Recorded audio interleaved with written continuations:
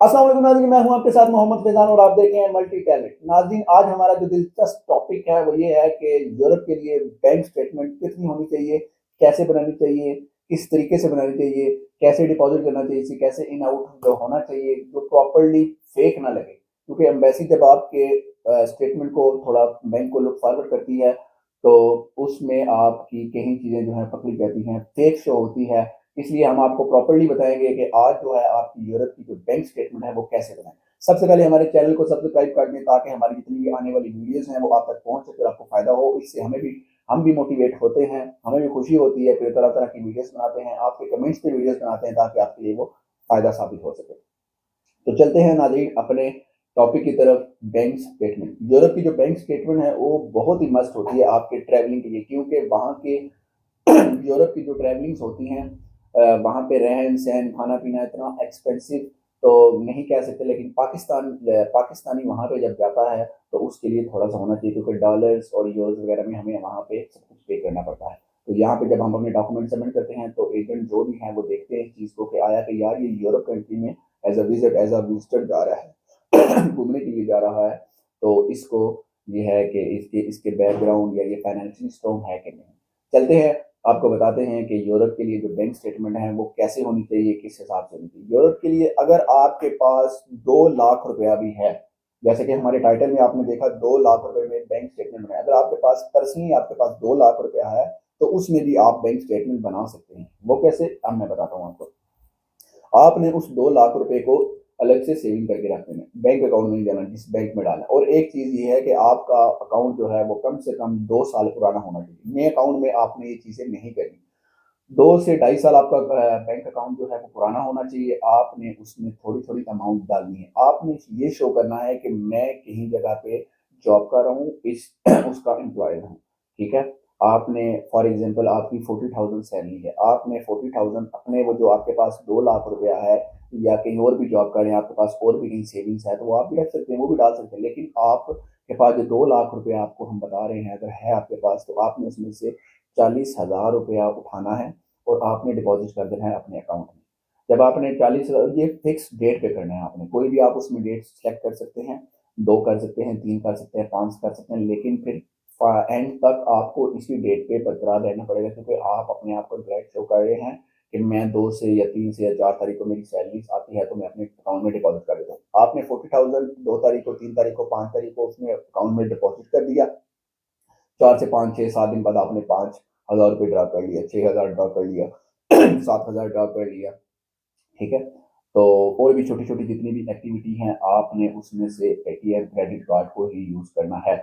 यानी कि आपकी दूसरी सैलरी आने तक आपके अकाउंट में अप्रॉक्स जो है वो 25,000 27,000 26,000 के लिए इतना बैलेंस रह देना चाहिए, ठीक है। फिर सेकंड सैलरी जब आएगी आपने आपने 40,000 उठाने अपने अकाउंट में डिपॉजिट कर देना, ठीक है। वही जो आपने ड्रॉ किए होंगे, अगर आपको यूज है या नहीं है, ड्रॉ करके दोबारा आपने डालना, यानी कि आपने 25 से 27 28 29,000 इतना आपने बैलेंस वहां छोड़ दें ताकि उनको ये अंदाजा लगे कि इसकी properly month to month salary आ रही है और जो इसके छोटे मोटे खर्चात हैं वो अपने निकाल रहे हैं, 10 से 15 हज़ार, बाकी इसके पास सेविंग हो जाती है। नेक्स्ट मंथ भी आपने अपनी ऐसे ही 40,000 उठाने हैं और अकाउंट में डिपॉजिट करनी है। सेम ऐसा ही प्रोसेस करना है जो फर्स्ट मंथ में आपने किया था, ठीक है। आपने छोटी सी अमाउंट ड्रा कर दी है, 5,000 किया, 10,000 किया, 4,000 किया। और एक चीज जो बहुत ही स्पेशल है वो ये है कि आप छोटी छोटी चीजों को करनी। फॉर एग्जांपल किसी पेट्रोल पंप पे जहाँ पे क्रेडिट कार्ड एटीएम मशीन वहां चल रही है, वहां से आप पेट्रोल डलवाएं और कार्ड अपना निकाल के यूज करें, ताकि वो जब स्टेटमेंट आएगी तो उनको पता चले कि छोटी छोटी अमाउंट की जो है ये यहाँ से ड्रा कर ली, ये प्रॉपरली जेन्युइन बना है कि अपने इस अकाउंट को यूज कर लें, फेक एक्टिविटी में लगे। एकदम बाज लोग होते हैं एकदम उठा के ज्यादा डाल दिया अकाउंट में, इतने पैसे डाल दिए और फिर सारे ही निकाल दिए, ये क्या तरीका कार है, किसी से पकड़ के डाल दिए। तो ये तरीका कार है। सेकंड मंथ भी आपने करना है, फोर्थ थर्ड मंथ भी आपने करना है और फोर्थ मंथ भी आपने यही करना है, 40,000 डालने निकालना है। फिफ्थ मंथ मिनिमम अगर इस छोटी अमाउंट को आप 6 मंथ तक बरकरार रखेंगे या 5 to 6 मंथ, 5 5 महीने भी अगर आप करेंगे, लेकिन 6 मंथ ज्यादा आप करेंगे तो आपके लिए बहुत ही फायदाफुल होगी, क्योंकि आप जेन्युइन स्ट्रॉन्ग लगेंगे उस केस में। और जब आपकी ये बैंक स्टेटमेंट तैयार हो जाएगी 6 मंथ के बाद, जब आप इसी सेम जो मैंने आपको प्रोसेस बताया है इस प्रोसेस पे अमल करेंगे, आप अपनी बैंक स्टेटमेंट जो है वो बैंक पे 6 माह बाद में निकलवाएंगे। उसके बाद अपने डॉक्यूमेंट्स जो है वो एम्बेसी में सबमिट करेंगे, प्लस आप अपनी बैंक स्टेटमेंट लगाएंगे तो आपका जो है वीज़ा इंशाल्लाह 100% जो है वो लगेगा। अब मैं आपको बात बता रहा हूँ, अगेन बात बता रहा हूँ कि आपने ज़्यादा अमाउंट नहीं डालनी, ज़्यादा नहीं डालनी। बाद बंदे 2 लाख डाल देते हैं, 4 लाख डाल देते हैं, 10 लाख डाल देते हैं, किसी से पकड़ के बाद में निकाल देते हैं, वो एकदम डाल देते हैं, वो एक फ्रेश अकाउंट होता है।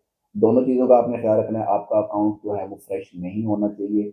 आपका अकाउंट कम से कम भी 2 ढाई साल पुराना होना चाहिए, चाहे आपने पीछे यूज़ किया है, नहीं किया, रिसेंटली किया, चाहे 5 से 6 मंथ में वो इस चीज़ को नोटिस करते हैं, इस चीज़ को फॉलो करते हैं।